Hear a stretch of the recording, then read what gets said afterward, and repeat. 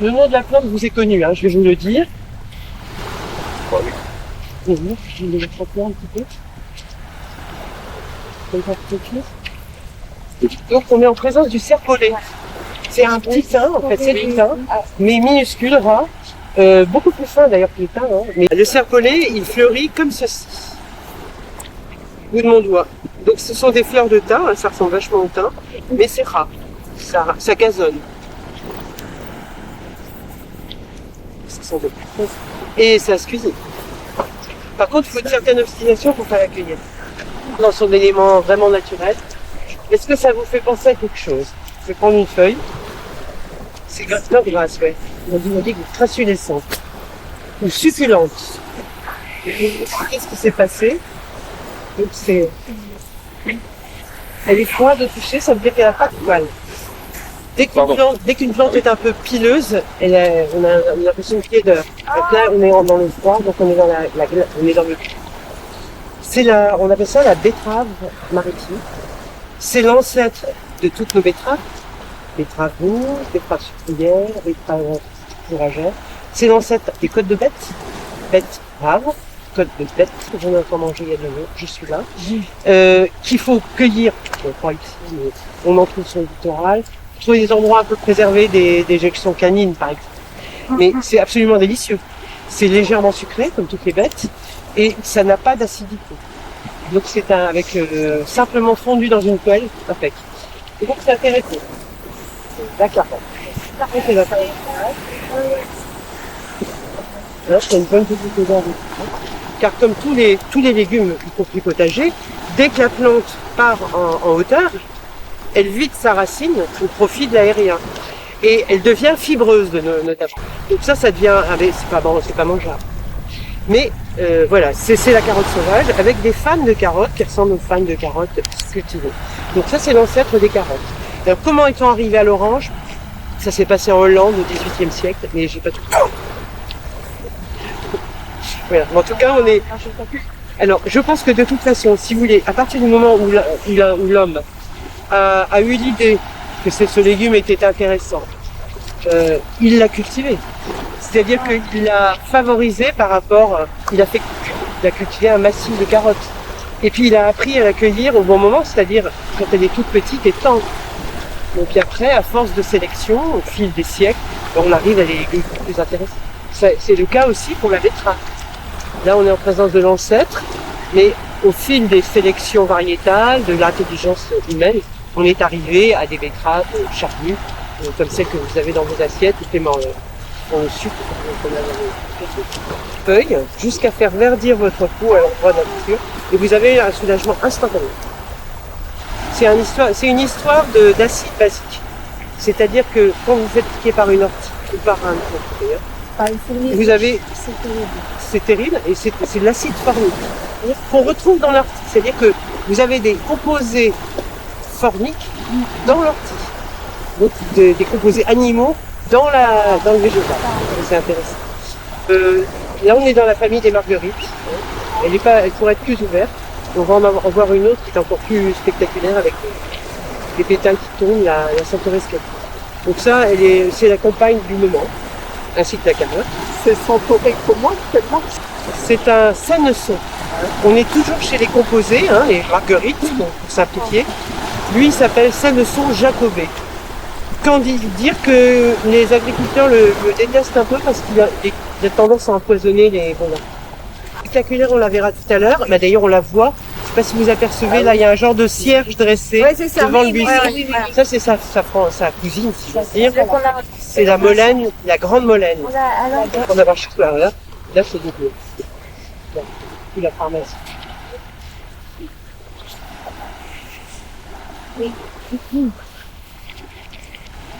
Santé.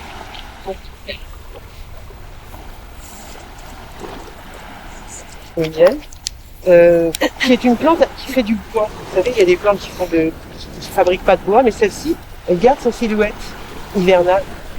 C'est intéressant. Et puis surtout, famille du gaillet jaune, c'est la garance qui a atteint... Voilà, on rentre dans cette famille. Il est là, hein, le gaillet jaune. Et donc, la garance que vous voyez ici, est une plante dont la racine produit du rouge et malheureusement elle a mauvaise réputation. Toutes les plantes, y compris l'huile, ont des racines tinctoriales rouges. La plus, celle qui en a le plus, c'est la garance, qui a été utilisée en artisanat.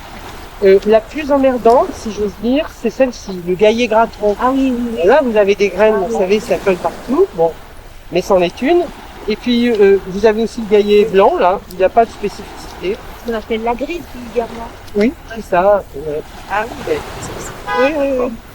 Mais si vous voulez, ce sont des plantes très très visitées par les insectes. Donc, partout, elles sont bien petites zygènes dessus, petit insecte là. Donc, celle-ci, en plus de. Vous avez toujours Diane, votre centaurée, cette voir. Donc, c'est la même que ça, hein. Simplement, elle est plus sophistiquée. Elle a la zygène. Z-Y-G-E, c'est grave, elle est. Mais je la rends ici. C'est de faire dessiner chez soi. Hein. C'est très très ornemental. Donc on a la succisse, ça doit être celle-ci. Ça c'est la jasionne, la succisse elle est quelque part. Succisse, bon. Elle est là, voilà. Donc la petite. Et la scabieuse, c'est ça, voilà. La scabieuse colombaine. Et la plus célèbre de cette famille qu'on appelle les Dipsacacées. Dipsacus, ça veut dire qui étanche la soif. Vous verrez tout après. Ces têtes-là, que vous verrez tout à l'heure, on les embrochait sur un peigne et on cardait la laine. Carder la laine. Et elle a donc eu une utilité artisanale, si vous voulez. C'est des montagnes. C'était la maman, c'était la dame, la succès. La succès, elle est Rhinanthe cocris. Donc son nom c'est Rhinanthus minor. Et c'est la plante de juin.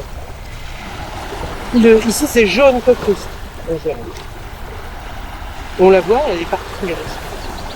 Oui, C'est qu'on peut aussi arboriser quand tout est fané. Elle s'appelle la porcelle enracinée. Et on la déteste parce que quand elle pousse sur une pelouse,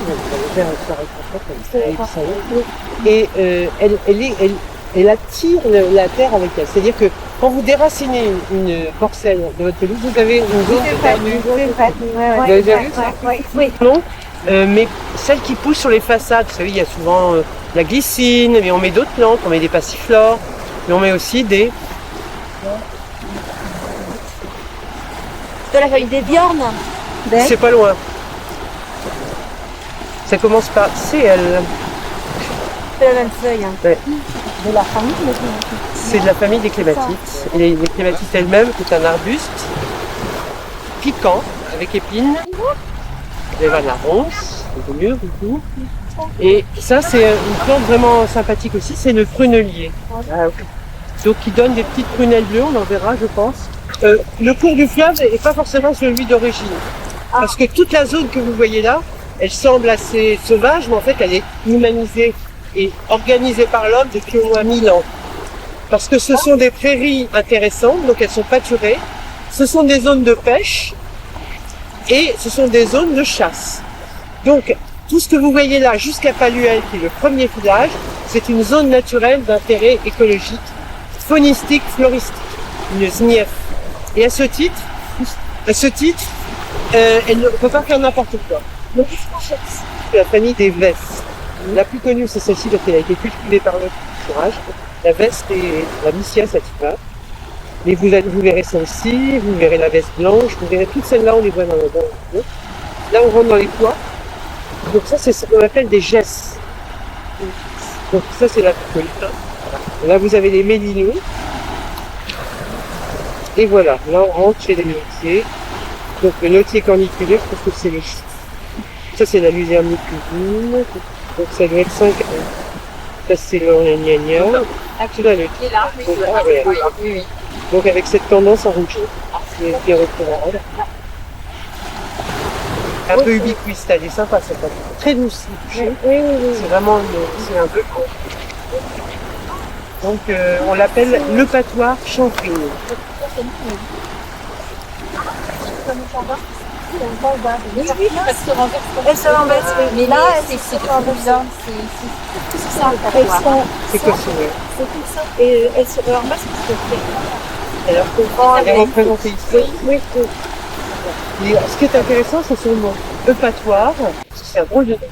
Vous savez qu'il y a un personnage de l'Antiquité qui s'appelait Mithridate Eupator, qui était un roi de la région. On disait qu'il était le roi du Ponteuxin, c'est-à-dire et ce roi n'avait qu'une crainte, c'était de se faire empoisonner par ses sujets ou par ses... Donc, pendant des années, il s'est auto-administré des poisons. Ah oui. Il s'est mitridatisé. C'est-à-dire, en fait, il a utilisé la technique de l'homéopathie. Donc, il a pris de l'arsenic pour pouvoir, le jour venu, être moins sujet à l'empoisonnement. Et il a laissé son nom à des plantes.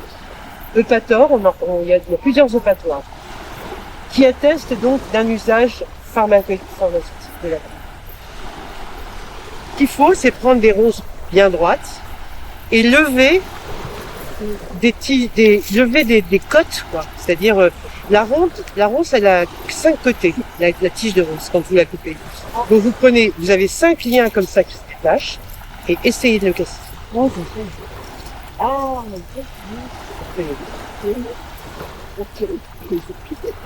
Alors, vous prenez un gros gant, vous savez, un gant de jardin bien bien épais, vous faites ça. Du papier de verre.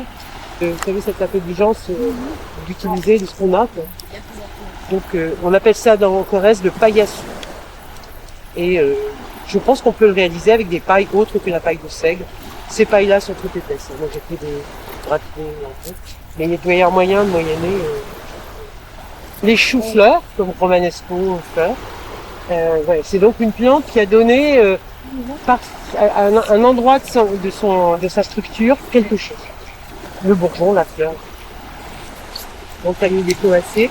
Et ça aussi, vous l'avez dans la jardinerie, je parle de seigle rouge, parce qu'à cause de son feuillage glauqué, c'est la fétude glauque. Et c'est pareil, c'est une plante qui dans la nature beaucoup.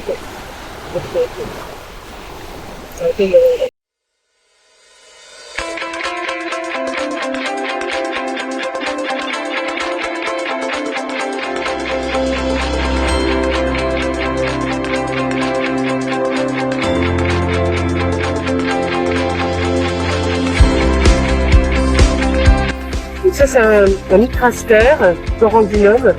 C'est un oursin du Crétacé qui ne fait qu'un poussin qui sort. La bouche, la nuit. La bouche, la nuit.